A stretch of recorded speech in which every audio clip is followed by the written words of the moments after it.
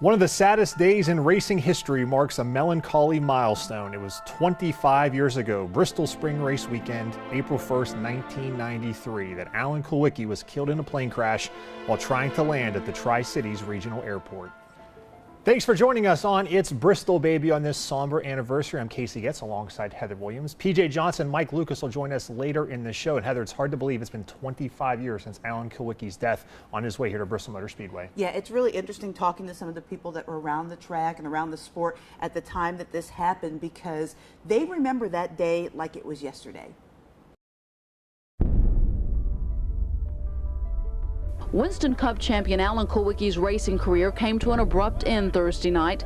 The 38-year-old race car driver was killed in a fiery plane crash in a rural neighborhood in Blunteville, Tennessee. Obviously, that night in itself was very emotional, very draining. Several of us were up all night. I just remember just falling over basically, and my wife came running and said, "What is wrong?" It was a night that shook the racing community to its core. The night NASCAR lost its champion. When you lose your champion mid-season while they're celebrating, that's always going to be a very sad moment. Alan Kulwicki wins the Food City 500. And Kulwicki was not just any champion. He was a driver and an owner, revolutionizing the sport in ways no one had before. He was a really smart guy. And what I did see in his interviews, I always thought real high of him, and his relationship with his team and the media. I thought he did a great job. Alan's theme song, if you would, at the championship banquet that year was Frank Sinatra's "I Did It My Way."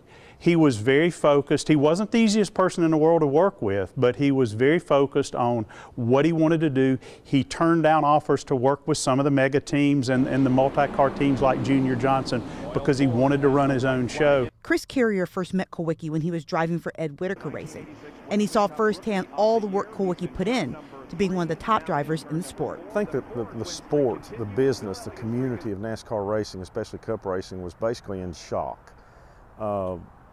Nobody ever did this before.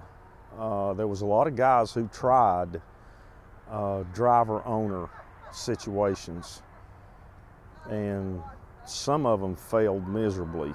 So his sudden loss left an impact few in the sport had experienced before. I remember being there. I was doing the PA at Bristol, and I remember that hauler going around the track and leaving. I mean, I think we were all walking around in shock, and it was just hard for the team. They had lost their driver, their team owner, and so here, I think they didn't know which direction to go other, than just to come to the track. And they took 2 or 3 laps and then just pulled out of the track, and it was just like part of your soul left with it, and it was very emotional. And even as the sadness of the loss of Kulwicki lingers, some 25 years later, it was an extension of a family that you had lost a member of. His legacy as a champion and a game changer in the sport continues to live on. I'm just glad for the memories of being able, the privilege of working with him, being close to him, calling him my friend. And it's one of the things that I'm most thankful for, being part of this sport, is to know a guy that I know could have been, he could have rewritten the record books had he lived a longer life. 25 years ago, we lost a NASCAR champion. I'm here with 2 people that were here that night in Bristol when the crash happened, Lori Worley, David McGee. Lori, let's start with you. What are your memories of receiving the call that there had been a plane crash? Well, I was working in the newsroom that night, and one of our beat reporters was listening to the scanner, and it came across that a plane had gone down, and that they thought that it was a NASCAR driver aboard. And I've told this many times that I had talked to Dale Earnhardt earlier in the day and for a story, and he had told me what time he was flying in that night. So when I heard that, wow. I was almost physically ill. But not too much longer after that, before I headed out to the airport, they told me that the initials AK were on the plane. I was working at Food City Race Night, which was in Kingsport, that night. And we finished about 9 o'clock or so, and I had just gotten home, and the phone rang, and it was one of my coworkers. And he'd gotten the information. He called me and said, we may need to get out there. I had just gotten to bed, and my sports director called and said, hey, you ever heard of Blountville, Tennessee? And I went, no. What?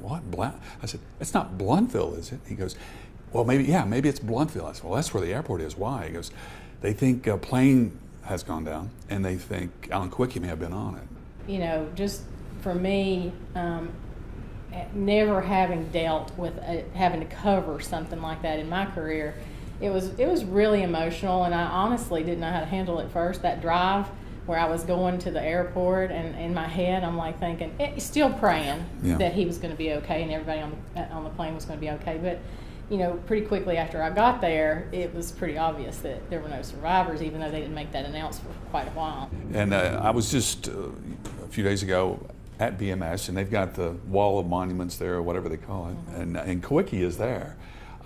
You know, for such a short career, he really left an impact at several tracks. He really did, and the thing was, he wasn't crazy about concrete, if you remember. He was not a huge fan, but he was really good at Bristol.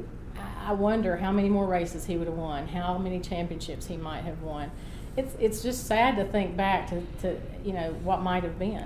If you do the what-if game, your man Earnhardt ended up with 7. Yeah. You have to wonder, would Kulwicki have taken a couple of those from him, as hot as he was? As much as I love Earnhardt, I have to say that between Kulwicki and Davey Allison, had both of them lived, I think there could have been some changes there as far as how many championships Earnhardt had. I think the fact that he's on the ballot for the NASCAR Hall of Fame right now is really significant, and I would personally love to see him get in either this year or next year, because I mean, you know, Jeff Gordon was the hottest driver in the 1990s, but he might not have won 4 championships. He might have won 3.